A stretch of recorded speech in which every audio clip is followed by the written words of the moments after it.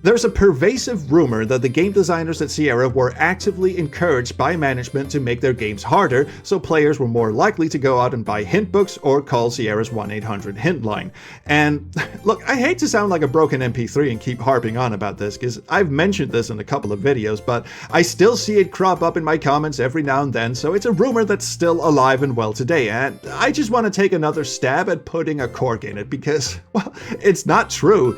Scott Murphy told me himself, in person, that they never, not once, were told to make their games more challenging for any reason, and certainly not because Sierra wanted to sell more hint books.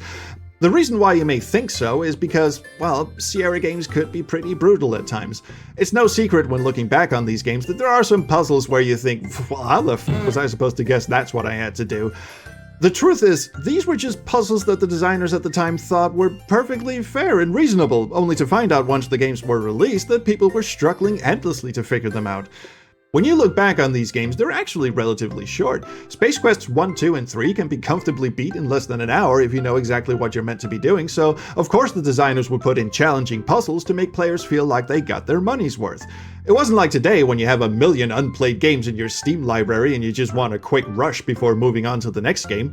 If you bought a Sierra game back in the day, you expected to sink a good chunk of time into them, and that's why the designers put in a lot of head scratchers to make the games seem longer than they actually were. So no, the games weren't made especially difficult because Sierra wanted to squeeze more buckasoids out of you. They were just making puzzles they felt were challenging enough so that people wouldn't be able to finish them over a weekend and feel like they got ripped off paying full price for a game that lasted about as long as it took to spring clean your house.